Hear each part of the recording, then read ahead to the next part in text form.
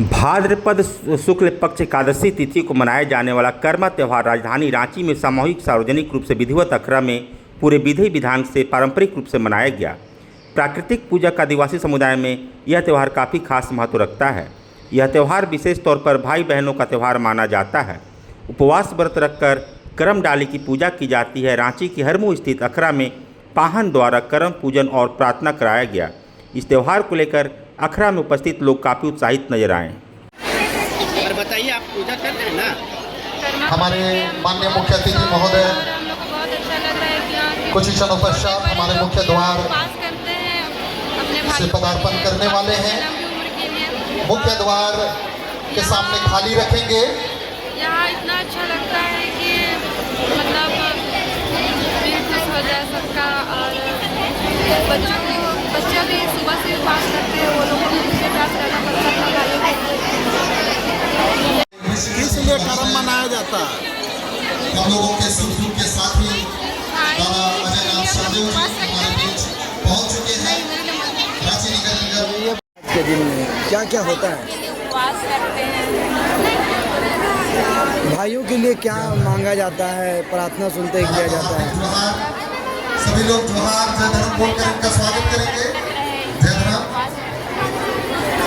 भाई की लंबी उम्र की। सबसे पहले तो इस महान पर्व करम के अवसर पर पूरे रांची वासियों को, झारखंड वासियों को, पूरे देशवासियों को और पूरे दुनिया के वासियों को करम पर्व की ढेरों शुभकामनाएं। ये प्रकृति महापर्व है। हमारे बाप दादा पुरखों ने इस चीज़ को भली भांति जाना कि प्रकृति के बिना हम जीवन की कल्पना नहीं कर सकते हैं और प्रकृति ने हमारे तमाम ज़रूरतों को पूरा किया है।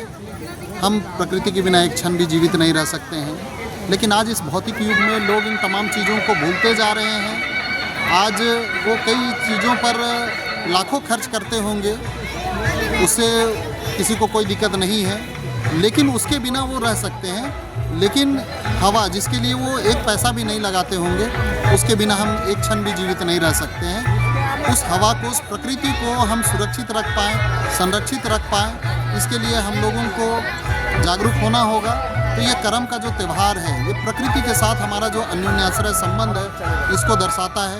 प्रकृति किस तरह से युगों युगों से हम लोगों की रक्षा करता आया है, इस चीज़ को दर्शाता है। और उसमें विशेष रूप से ये जो करम का जो वृक्ष है, जिसे कि हमारे बाप दादा पुरखों ने पूजा, ये इतिहास गवाह है कि हमारा जो भी आस्था, अस्तित्व, हमारी पहचान को इसने बचाया है। इसलिए हमारे बाप दादा पुरखों ने इसे पूजनीय मानकर इसे पूजा है। रोहतासगढ़ की भी कहानी हम लोग जानते हैं, जिसमें करमदेव की कृपा के कारण हमारा वहाँ अस्तित्व, हमारा अस्मिता बच पाया। तो ये बहुत बड़ी चीज़ है। और वहाँ की जो घटना घटी, हम लोग नेक में भी बहुत सारा सामान जो हम लोग इस्तेमाल करते हैं, वो उस घटना से जुड़ा हुआ भी है। तो प्रकृति के साथ हम लोगों को बहुत ही संतुलन बनाकर और इस प्रकृति को बचाकर चलना होगा, ताकि हम आने वाली पीढ़ी को हम एक सुंदर और स्वस्थ पर्यावरण हम लोग दे सके। साथ ही हम लोग पाहन की अगुवाई में करमदेव की जब पूजा उपासना करते हैं, तो खेती बाड़ी के लिए भी हम लोग अच्छी फसल हो, इसकी कामना करते हैं। क्योंकि अभी अभी हम लोग रोपा डोभा से हम लोग निकले हैं।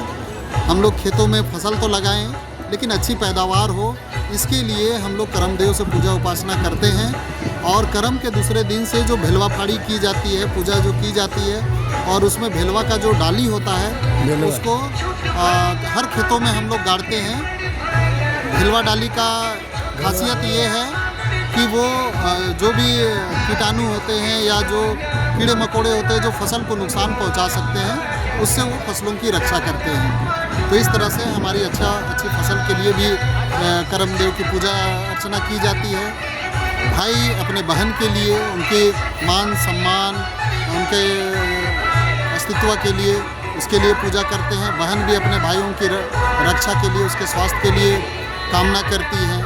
और साथ ही इस पूजा में हमारे पाहन बाबा कर्मा और धर्मा की जो कहानी बताते हैं, वो महज एक कहानी नहीं है, बल्कि वो जीवन का निचोड़ बताता है कि हमें जीवन किस तरह से जीना है।